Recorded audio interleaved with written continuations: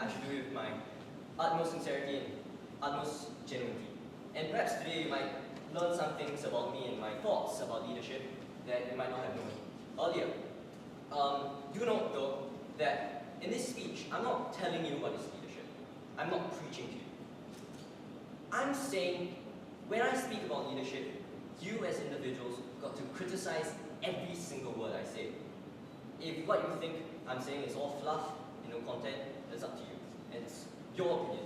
I want you, after this, to know where you stand in terms of leadership.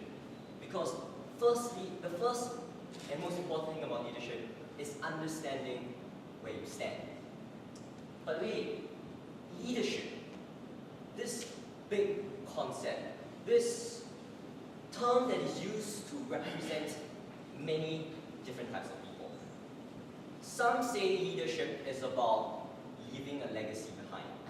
Something that I've learned in the previous leadership camp that I went to, connecting leaders in camp, held here in VJC. They say leadership is about leaving a legacy.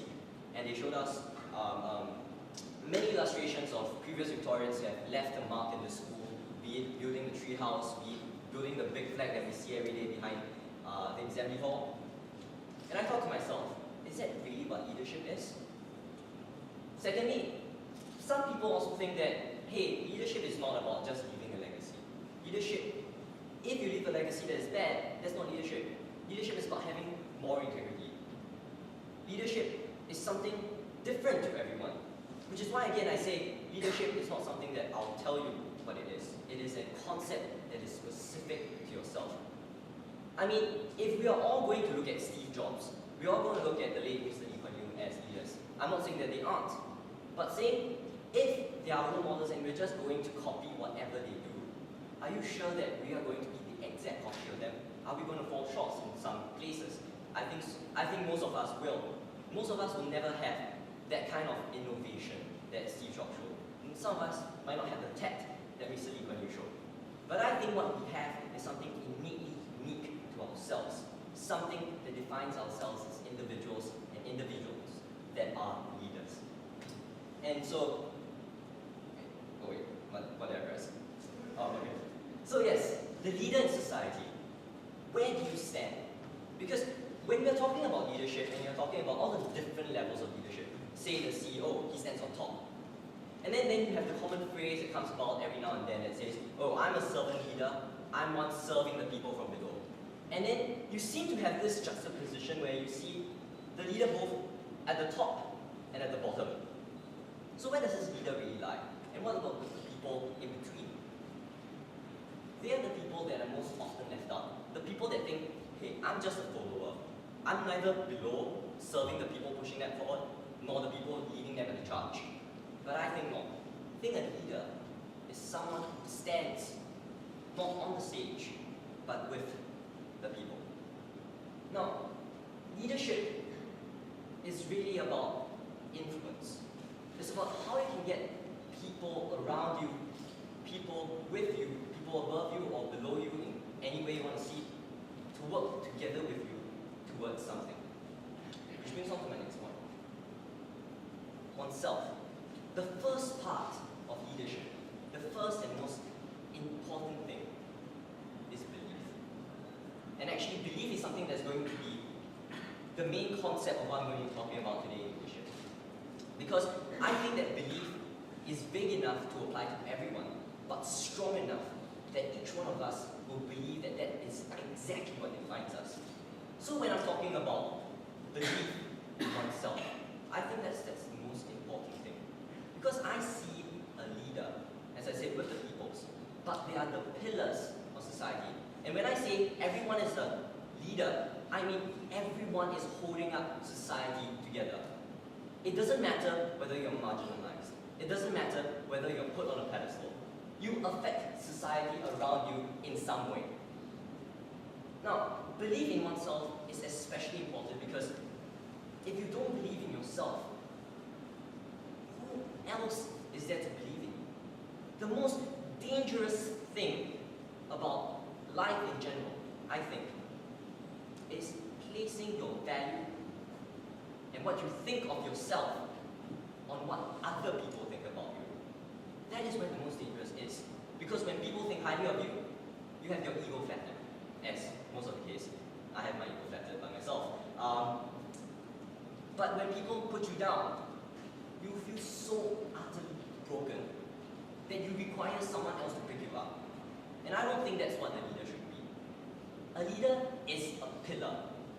A leader stands for himself.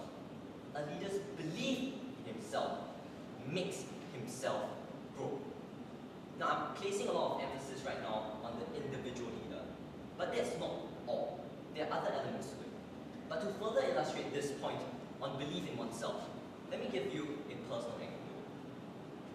When I first came to VJC, I thought, hey, I want to come here and I want to make a contribution to the school. And I thought, which institution would be the most appropriate one? And I thought, Students' Council, why not? Let's give it a go. I think I have what it takes. I think that I'm big enough and I'm good enough to fulfill what a student councillor should be. I ran for it. I didn't get in. I appealed to get in. I got in through appeal and I got kicked out again. It's true. And the reason why I got kicked out is very simple. I had too much belief in myself. So that's where belief kind of becomes confusing to me, because I always believe by this thought that belief in oneself is really important, self-confidence. And that's where people will say I'm arrogant. Now, I'm not saying that don't have belief in yourself, but what this personal anecdote taught me is that belief in yourself need not translate into arrogance. It only needs to translate in your ability to carry out the things that you've said. Which is why after I got picked up from SE, I picked myself up. I believed in my own sense of leadership. I believe in my own capabilities. I wasn't going to let what other people thought about me, whoever I was to them, bring me down. I was going to say, hey, I'm going to stand up and I'm going to show everyone I'm going to take something that isn't that big in the school and I'm going to transform it into something big. That being IGRO, my dearest CCA. When I told the IB students that I'm going to transform IGRO into a big CCA, they laughed. They scoffed. They said, IGRO has never been something like that. IGRO is just a filler CCA. I said, no, IGRO should not be that. I went through trials and tribulations, mockery from other people, but in the end, with my fellow IGRO members, and of course, my favorite friend, Mr. Bharat S. Punjabi, the president of IGRO, I believe us together, we form something new. Which brings on to my next one, which is a cause. Because belief in a cause is the second most important thing. Or I wouldn't say second most important thing, I would say another very key aspect to leadership. Belief in a cause. Because the thing about dreams, about desires, is that if one doesn't have these dreams and desires, that's absolutely terrifying. Imagine this. You live on Earth. You exist. You have no goals, no end point that you want to meet. Where are you? Are you even moving? And that's why I say that an individual is a leader, and it's important that an individual is a leader.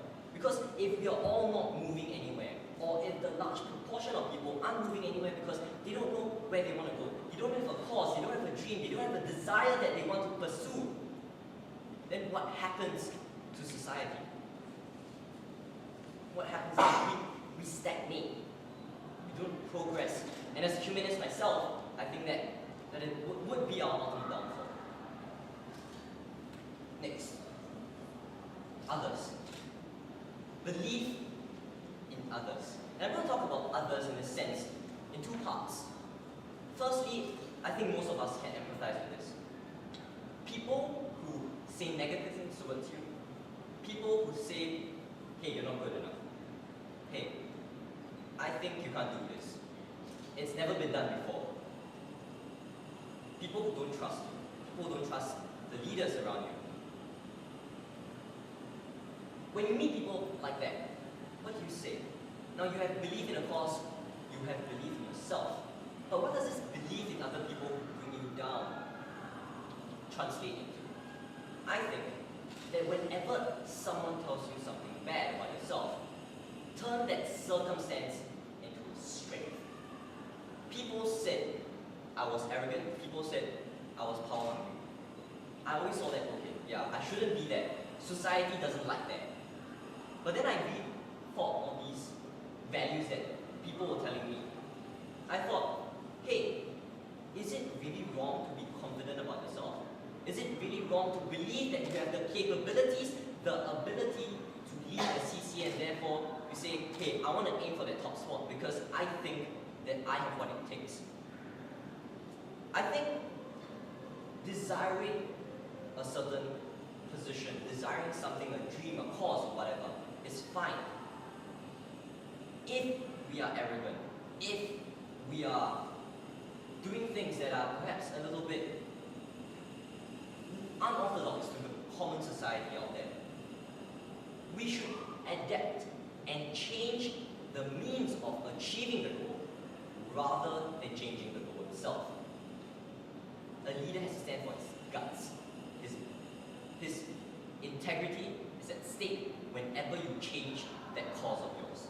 And that's how other people would affect the leader.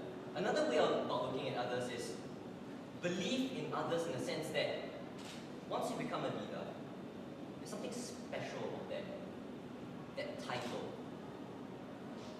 It makes you think, now that I'm a leader, people seem to look up to me. So what do I do now? Very simple. You grow other people.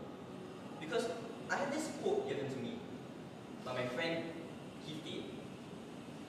He said, before you are a leader, success is all about growing yourself, which is where the belief in yourself comes in.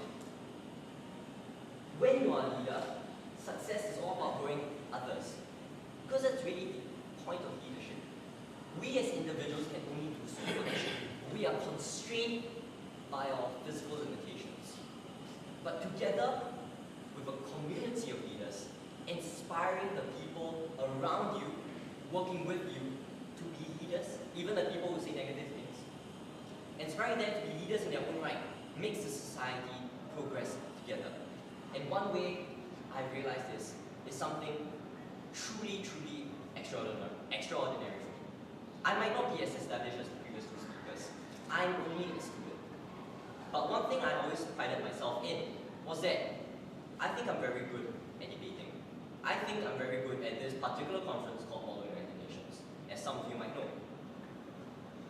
I've won best delegates locally and internationally. But where does it go then? I felt lost after a while. I said, why not just stop? I've already attained all that there is to be attained in this circuit. So where do I go? I found myself lost. And then I came to iGrow. And then I saw the people around me. I said, why not? Why not train people? Why not get them to attain the levels that I've gotten? Or even supersede me? And this all manifested itself during this year's YNCAP month, NUS Model United Nations. It was an international conference. I had a few friends who went there with no prior experience. I was nervous for them. I trained them. I helped them with whatever questions they had. I participated in it too. I didn't win anything.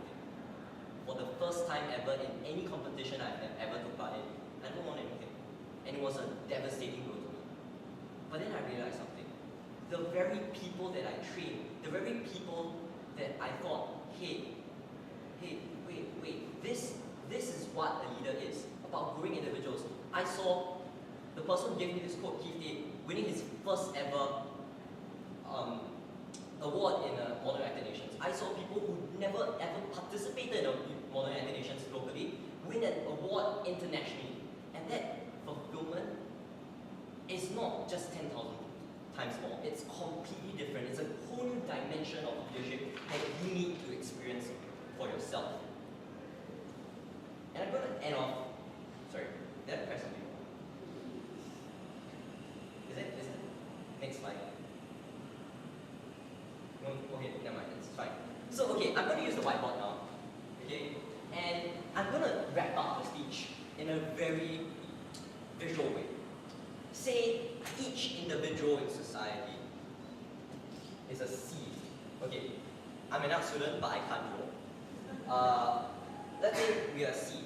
and this is the soil, right?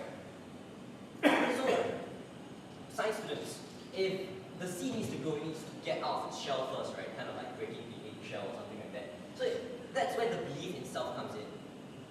You innately grow when nothing is around you yet.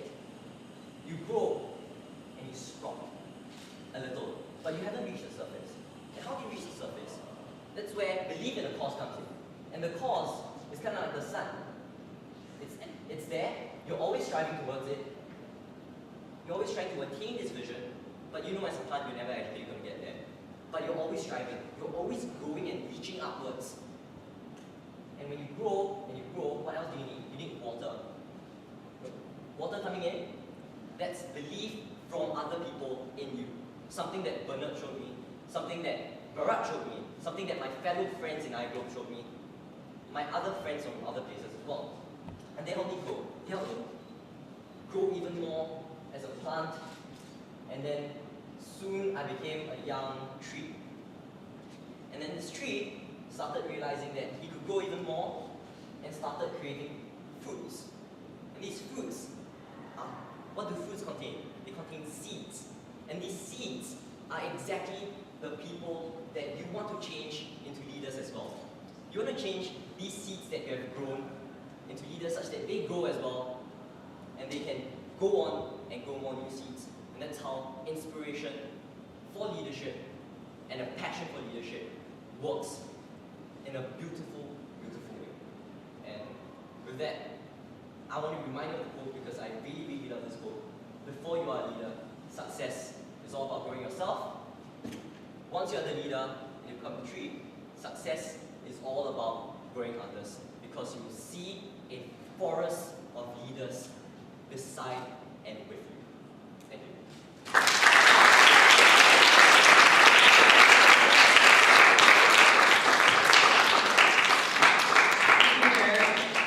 It was really an eye-opener, and it sort of opens up a totally new dimension for me as well.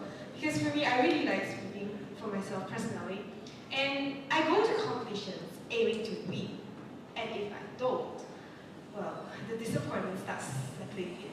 But after I heard his speech, I thought, yeah, why not train my friends as well? Why not spread the art of public speaking to my friends as well? To see them grow from a timid person to someone who can stand in front of an audience, like what I do from time to time. It's actually very fulfilling. I should try it. Thank you, Jared. So, next, we will have our fourth speaker, Joan. Joan is the current coach of Speakout in VJC, and she just graduated from Dunman High not too long ago, I must say. And her passion for public speaking is really second to none. And all these started with a little decision she made when she was in Dunman High, and that is to join the public speaking club.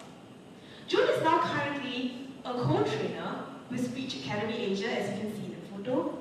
And let's all just witness how public speaking has illuminated the world of this 19-year-old girl. Let us welcome Joan.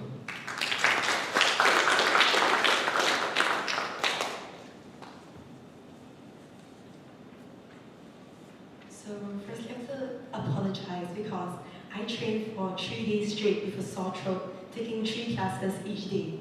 So if you don't wish to end up like me, like a guy in a lady's clothes, please don't attempt it. So I received the invitation and I came here, and I thought, what did I have to offer that could benefit, inspire, and make a large number of JC students believe in their own abilities? And I realized I had nothing, except for myself. Because I was proof that, hey, this very subjective thing called passion exists, and it had been the very thing that had changed my entire life. It was the very thing that changed the course of my life. Passion. I have a little confession to make. When I was in JC, or secondary school, I wasn't exactly the most conscientious student. I was conscientious, I had a passion, but not for studies. Can anybody guess what is it? Can you tell me? okay, she's right, it's for boys. But don't get me wrong, this speech isn't a speech about dating. It's a speech about passion, but not about the fiery passion I felt for this boy that I dated when I was 16. But when I dated him, my entire world revolved around this boy, and my grades slipped. A 3.6 GPA fell to a 2.53. When I went to JC, it was even worse. I didn't earn my promotion to JC2. I had to take a retest paper. And you know what's the best part? I failed the retest. So I was unhappy, I was unmotivated, I was dissatisfied with life. And there was this really private joke that was going around my clique. And they were saying that, you know, when I was studying in JC, and if I was standing on the road and a car came by and banged us down, we would actually say thank you to the driver. How foolish it was of us to think that way. And I had this group of friends around me, and they were everything I wasn't. I was unhappy, they were content, I was dissatisfied, they were satisfied with everything. I was unmotivated, they were motivated. And I thought, was it because they were simpler than me, simpler than this big brain up here had to fathom every day? Or was it because they discovered the smallest secret that I didn't know about? And I realized that it was a secret. Passion, an excitement for what is to come, a dedication for what is now, and every single second is thrilling. They had passion. And then I thought about it. Passion is a lot like love. But love required the right person, the right time, and the right place. But passion required none, neither. Because passion is a love story between you and you alone. It did not require the who, the what, the when, the where, the why, or the how. And once you've got passion, that love story stays with you for your entire life.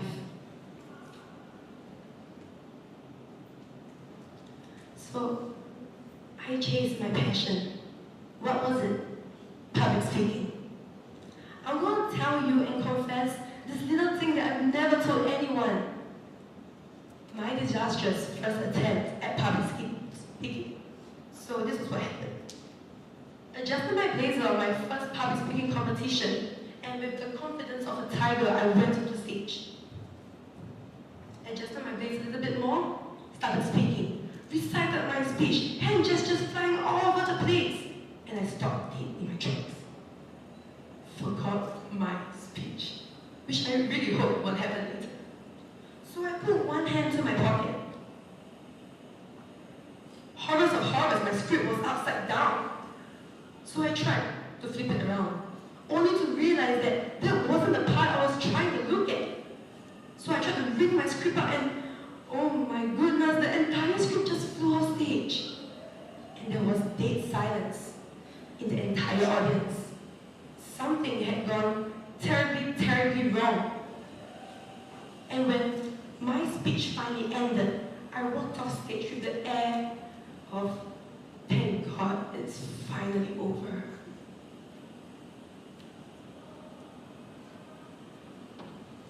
But, hey, look, passion, the chase for it, has kicked me over and got me on one knee.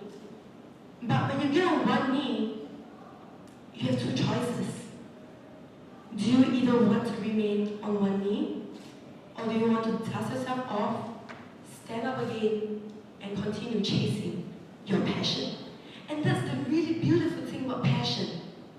Because if that passion is real, if that love is real, nothing in this world is going to stop you from chasing your passion. And I chased it. I knew what I was chasing for, even if I didn't know where this passion was taking me. But I, for the first time in my life, was chasing something.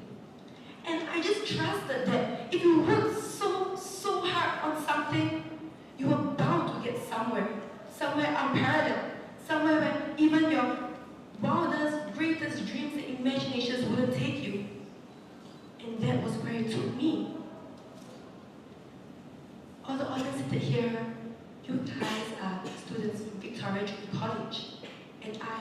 am no different from you guys. I graduated from Dunman High just last year. And hey, I was the one who slept in lectures.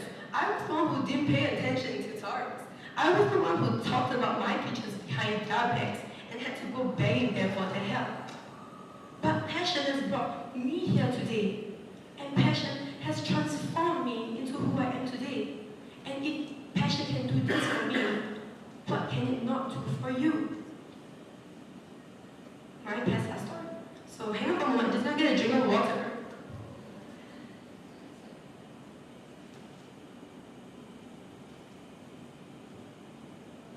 Sorry about that. So, PASA, Plain English Speaking Awards. It's one of the most prestigious speaking competitions in Singapore, right, Mr. Liu? And every year, only 2 students from each school could go for it. So everyone was fighting, and I was selected. And it did a lot for my ego, trust me. It inflated it. I was going around being really big-headed for a moment. And I trained so hard, but it wasn't before I met with some difficulties. My grades were slipping. PASA took place at the end of the preliminary examinations. And ladies and gentlemen sitting right here, if your grades were U's, S, and E's, would you still go? But I believed that I wanted to chase it.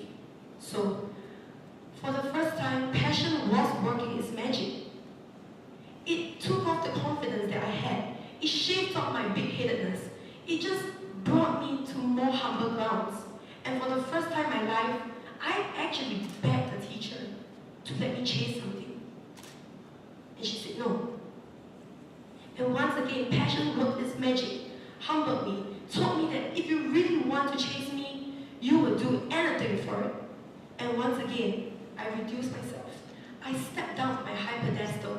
I went to my form teacher, I went to my level head, and I asked for a chance just to compete, just to chase this passion of mine. So the green light was given. Trained 25 hours a day for it, taught my speech to anyone who could listen.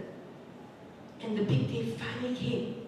Once again, put on my blazer, went on stage with the confidence of a tiger, and walked off stage feeling like a victor. But I didn't win. I didn't win.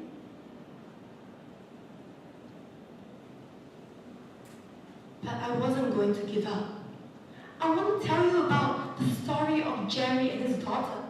Jerry was a man that I met in my workplace, and he had his daughter who was 12. So his daughter wanted to do nothing but dance. And Jerry told me, no matter how much time, effort, and money he could put into his daughter, just so she could pursue her passion, he would. Because he's told me that when his daughter danced, she danced with this fiery passion that he could not see when she was doing something else. And he knew that he was doing something right. And Jerry told me something that truly broadened my horizons and made my insights just that much deeper. He told me that Singapore was just a little red dot on the map. Singapore was the world stage. People come here to build their businesses. People come here to host performances. And this world stage is a free-for-all. But do you have the courage to chase after your passions? Chase it such that you have the opportunity to stand on this world stage one day and perform for not only Singaporeans, but the entire world to see. So, what happened to the girl who was lying almost dead in lectures, not listening in classes? Where is she now? So I'm actually co-training with Speech Academy Asia as a children trainer, and I'm also training Victoria Junior College students Speakout. And just a really, really small note, thank you my Speakout kids for today. It has been a very wonderful experience to come here. And thank you for giving me the chance to train you guys, even though I haven't really been the best coach. And thank you Mr. John and Mr. Choi for all the opportunities you have given me. But sometimes when you chase your passions, it just hits you over and over in the face. It just has to. So after my A-levels, I went to look for a job, hoping to find something that was related to public speaking. And the first job that I found was a bar job. So I wanted to serve as a waitress at a bar. And to be honest, I thought with my really good public speaking skills, I could actually persuade the customers to buy a few more jars of beer. But take it as a pinch of salt because I'm painting a really bad picture of what the job is about. And a few days later, I came across this advertisement on Gumtree. So this advertisement shouted out, public speaking trainers needed $50 per class. 18 and above only need. And I applied for it.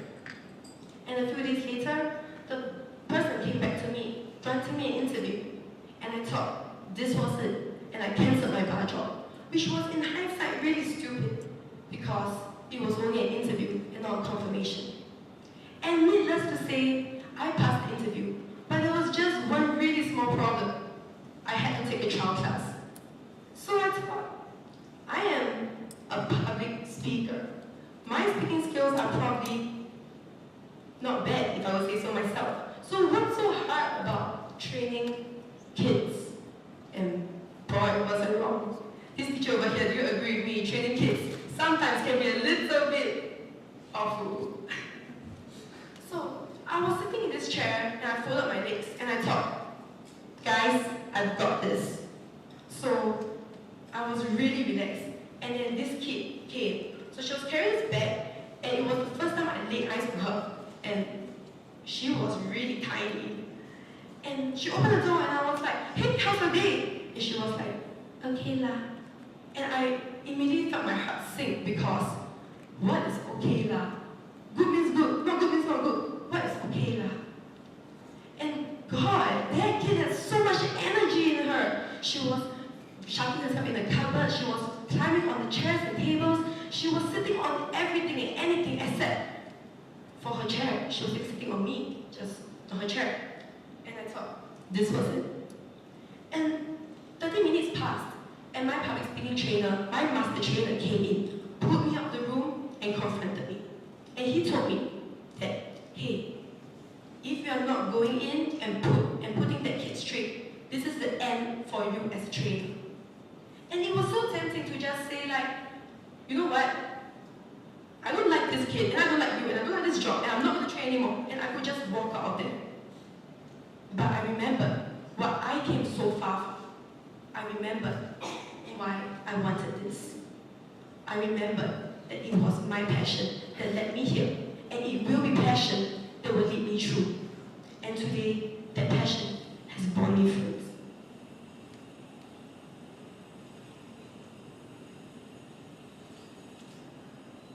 And these fruits are not just for me to enjoy, because, hey, I am an educator, I teach kids, and each and every training session, my kids walk away with my fruits. I have had 50-year-old men, big and bulky, coming up to me saying, thank you so much, Trainer Joan, for teaching my kids. I had middle-aged women that didn't even want to talk to their husbands at home, coming up to tell me, hey, thank you so much, my kid has so much more confidence now because of you. And I realized passion has brought me where I am today, and it will bring me further. Because passion is life's greatest sustenance. And this is what I want to leave you with, to make every second count for something, and to make every move worthwhile. To find something that is yours, and really, really keep to it. And you'll know it's yours when you want to share it with the entire world. It's so big for your sanity that you just want to tell everybody about it. And then you will know that you will want others to find that something to gush about. You will want others to find something that they can hold on to too. And that is passion.